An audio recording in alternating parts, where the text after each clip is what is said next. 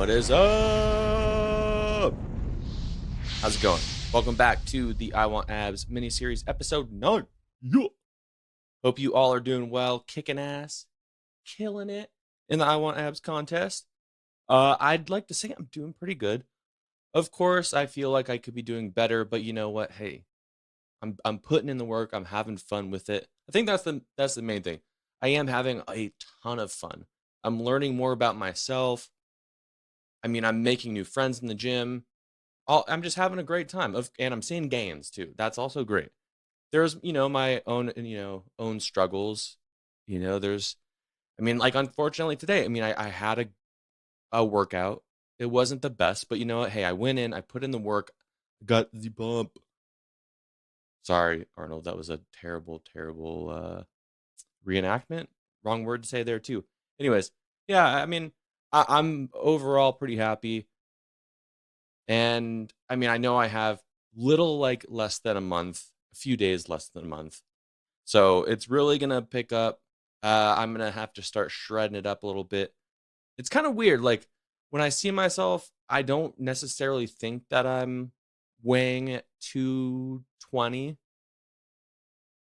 Like today, I looked myself in the mirror and I was like, huh, I don't necessarily look like, do I want to pick up on some, conditioning to shred it up?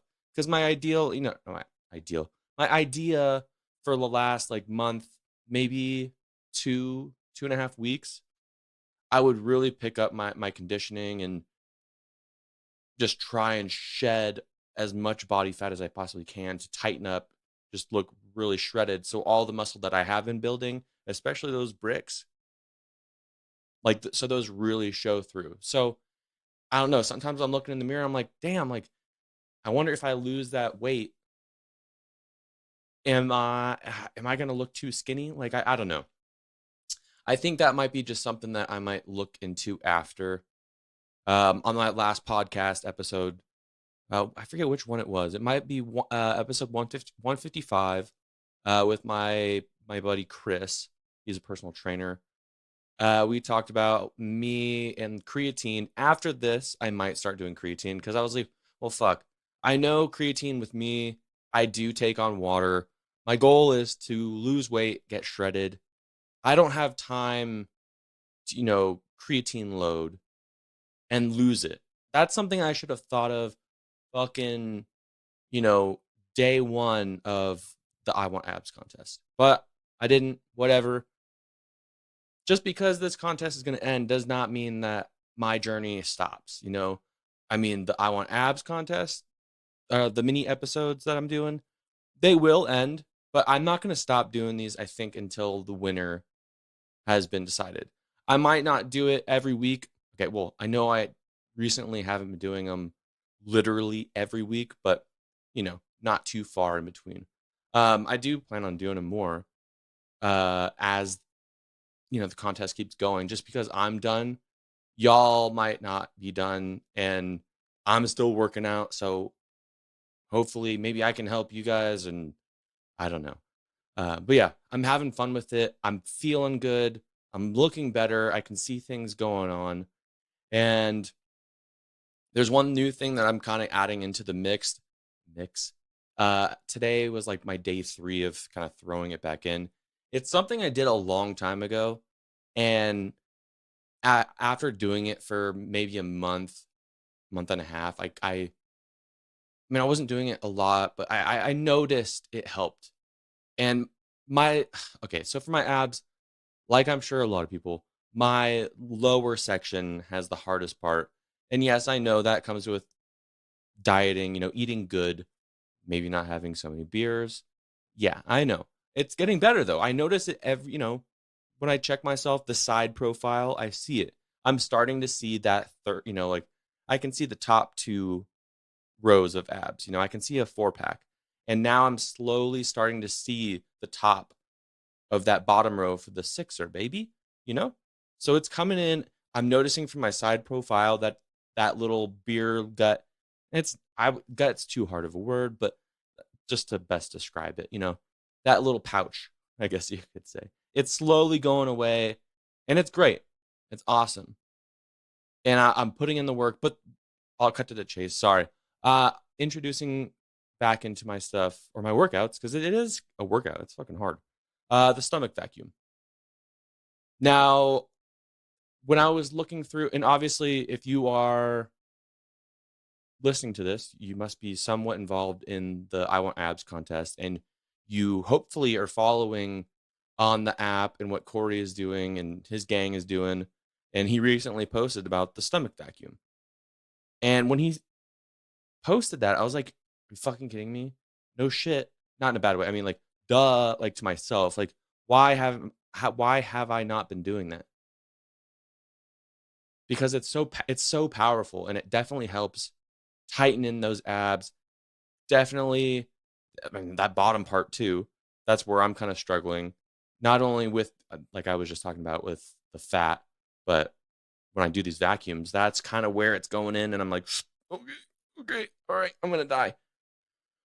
I can't really do it for that long, maybe like 5 to 10 seconds. But you know what? While I'm at work, throughout my entire day, like if I stand up to go to the bathroom, like before or after, I'll go and like put my hands on my hips, stand up tall, chest out, and just exhale all my air, push it all out as much as I can, and then I will, do the vacuum. And basically, I mean, if you don't know what the vacuum is, you basically, what I was just saying, you stand up kind of tall, nice, puff your chest out, good posture, looking good, and kind of hands on your hips, and you exhale all your air, and then you try and bring like your belly button to your spine, basically. It feels fucking weird. I have on my right side, I feel it a lot more than my left, but my buddy Chris, the personal trainer, um, fuck, he helped me out. He had me lay on my back. Oh, I forget what muscle it was. Shoot, I'm so sorry, but he was pressing on like, or like little V taper you got. Oh man, I'm sorry. I wish I remember what that was called. See, I'm still learning, but he was pressing on it. I was basically just tight, and that helped a lot. And but yeah, it's a hell of an exercise. I do have something up here where so bodybuilding.com has something. Basically, they're like week 1, 3 sets, 20 seconds. I'm like, fuck, dude, I can only do like 5 to 10 because it's hard. But the thing is, I'll do throughout the day. So I mean, and I feel it getting better. I can get it tighter. I can activate both sides like pretty well. Lot more work to do, but it says week 1, 3 sets, 20 seconds. Week 2, 3 sets, 40 seconds. Week 3, 3 sets of 60 seconds. And I mean, I'm going to read something. It's just from bodybuilding.com. If you follow Corey G, you already know. Revert to what he was saying on. I know it's on his app. It might be also on his Instagram. But just for the sake of being here while you're listening, like so you can kind of just imagine it. Where is it? Where is it? I'm just gonna read a little part of it. So where are we? All right. So the stomach vacuum is an isometric contraction, tensing the muscle without moving it, of the transversus abdominis. A stronger transversus abdominis can create a stronger Valsalva maneuver, the powerful exhale necessarily to contract muscles during an intense workload. This is one of the best exercises you can perform to help shrink your waistline in a very short amount of time. Many can knock off 2 to 4 inches of their midsection in as little as 3 weeks with this technique.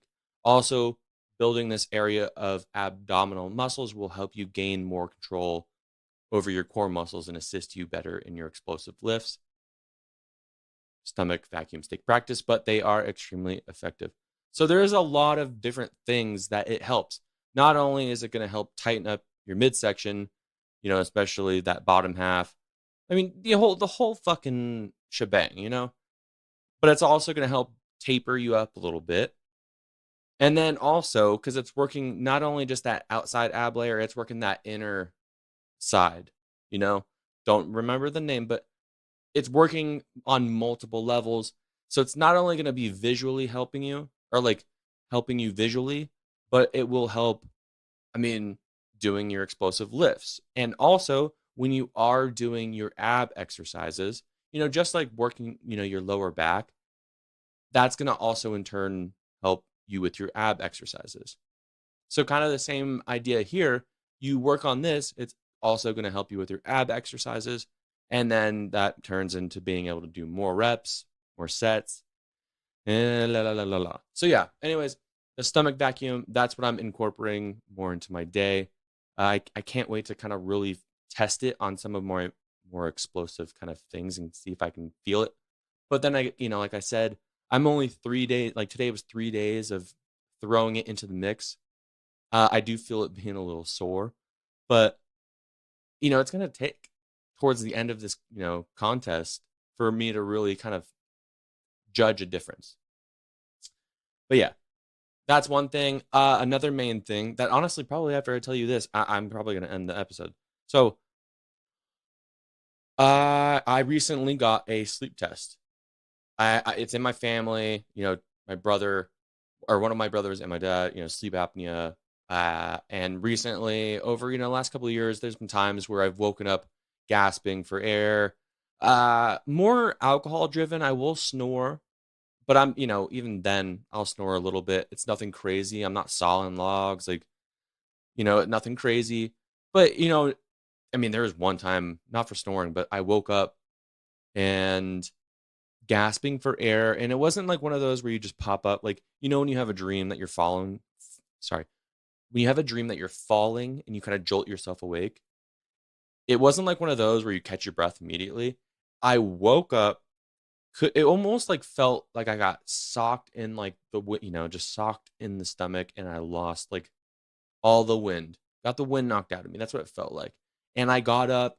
It must have been okay. It felt a lot longer, but in like real time, I mean, it was probably like 25, maybe 30 seconds, to the point where like it was pitch black.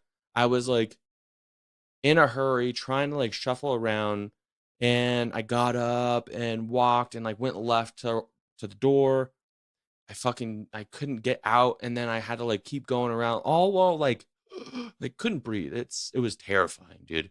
And then eventually I got into the kitchen, where eventually just out of nowhere, almost like just the gates opened and like oxygen was just I could breathe. But I was like, that was scary. That was really scary. But anyways, I got a sleep test, and I was able to do the take home one, which was pretty cool. Basically, I just have a I don't know if I want to read what that is, because there's a lot of words that I will say wrong. But basically, I had like one of those. It looked like a heart monitor that you wear on your chest. You hook it up to your finger for your oxygen monitor. Um, there was some other cables, and then the thing I gotta put in my nose and all that stuff. But basically, next day, turn it in.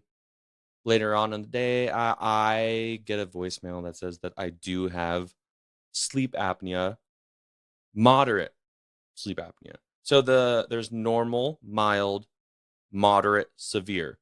So severe is anything. So there's like a point system. They were telling me about it. I'm not going to go into crazy detail because I don't know, enough about it to give you all of that and what it means. But severe on the point system is 30 and higher. Moderate is 15 to 30. Or is it, I think they were saying it's 29.999, whatever. I was a 21.3, which is sketch. So I know that they call it, so your score, it's called the AHI, which is apnea hypopnea index. So my index was 21.3, and that's, I think, she wrote a line here that says hour next to it. And then I have, so one thing that was weird though, my oxygen levels were pretty good. They were happy about that. So I have nothing to worry about getting more dumb because of lack of oxygen to my brain, and I just go stupid. Okay. So real quick, I do have this up just so I can tell you what these different ones are. So obstructive apnea. So sleep apnea is not just one thing. There's different levels of it. I had two. one way more than the other. But so the one that was a ton is called the hypopneas. So in the AHI, that's what it's called, the apnea hypopnea index. So my hypopneas is, let's see here. Basically, it's not a full stoppage. It's more of like either your tongue or you have a thicker skin back there. I don't know, all this other stuff. It just makes it harder, and that's just causing it to be harder to breathe. It's not like a full obstruction. Like what this says here, sleep apnea and hypopnea are from the same family of sleeping breathing disorders, while a hypopnea is a period of shallow breathing and apnea is a complete pause in breathing. So and they have it here. So for the hypopneas, so just the shallow breathing, a slight just, not getting through well, I had 160 in like my, through my night of sleeping.